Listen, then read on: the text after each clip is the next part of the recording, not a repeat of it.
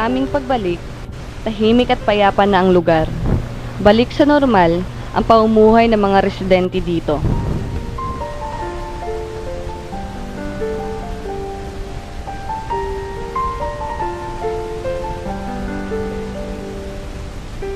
Mapapansin ang katahimikan ng kapaligiran na tila walang dumaang bagyo at unos sa mga nagdaang araw.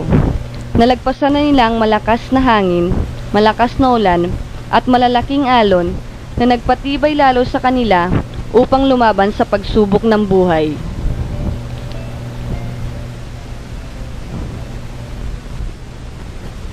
Umpisa na ulit ang bagong bukas na may kaakibat na pag-asa at lakas ng loob para sa darating pang pagsubok.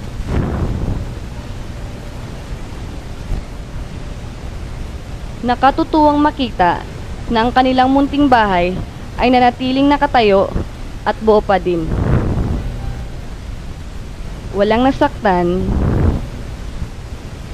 walang napahamak sa kanilang pamilya.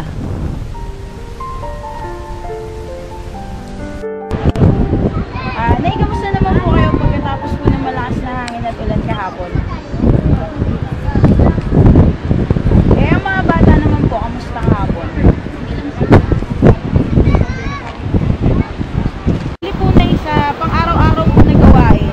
Paano po ba nag-uumpisa ang araw nyo? At paano rin po ba ito nagtatapos? Sa umaga, nakusukan daw magsahinda. Katapos nun, 4:30, alis ako ng pinagbayan. Wawalis ko kasi ako. Sa pagwawalis nyo, kumikita, magkano naman po yung kinikita nyo? Sa 60 pesos po na kinikita ninyo sa isang araw. At hindi naman po ito palagi. At si tatay naman po, magkano naman po yung kinikita sa araw-araw? Daan.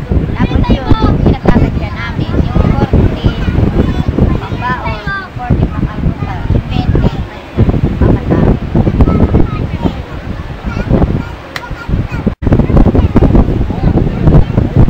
Paano po yan kung kagaya kahapon, masama ang panahon? Hindi po nakapalakot si tatay. Paano po ba ang araw dito kinabukasan? Pagka ganon, kasi bago, halimbawa ngayon siya nakalaon, nabili kami ng bigas. Parang pero kinabukasan, hindi man makalaon. Tama na sa amin, meron kami saing. Tutuyo na lang kami.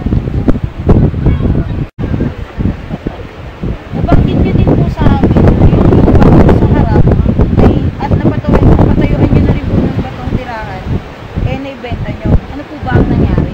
Kasi nagkasakit yung tatlo. Eh, siyempre wala namang pambayad sa hospital. Eh, hindi na lang. Bahay lang naman yun. Hindi na pwedeng sa ako. Dahil sa gobyerno yun. Yung tatlo po ba eh, sabay-sabay po nagkasakit? Sabay-sabay. Doon mga yan dinala sa Contreras. Ano po ba naging sakit nila? Supatain.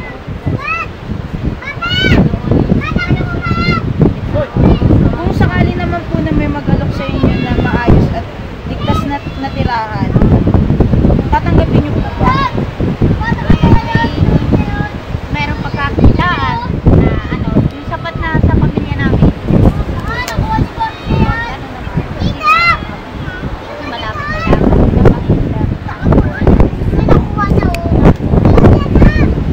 Eh kung sakali naman po mabibigyan kayo ng tatlong kaibigan, ano naman po? Hinihiling ko lang naman po eh, magpapalapit ko ng mga anak ko na mag-aaral. Wala na po talaga, di ba? Sa tatlo, yun lang po. Bali, huling katanungan na lang po. Kung kayo po ay nagdadasal sa Panginoon, ano naman po ang inyong pagdadasal?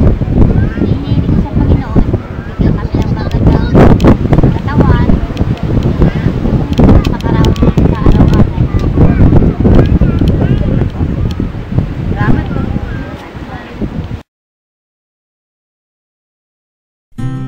Ang buhay ng tao ay parang isang dagat, bukas sa lahat ng pagsubok, ulan, hangin, at iba't ibang unos na dumarating sa buhay ng tao. Tulad ng pamilya Villena at pamilya Canadalia, sinusubok ng malalakas na hangin at malalaking alon ang kanilang buhay. Na kailangan mong sabayan ang bawat galaw at sayaw ng mga alon upang manatiling matibay at matatag sa agos ng buhay.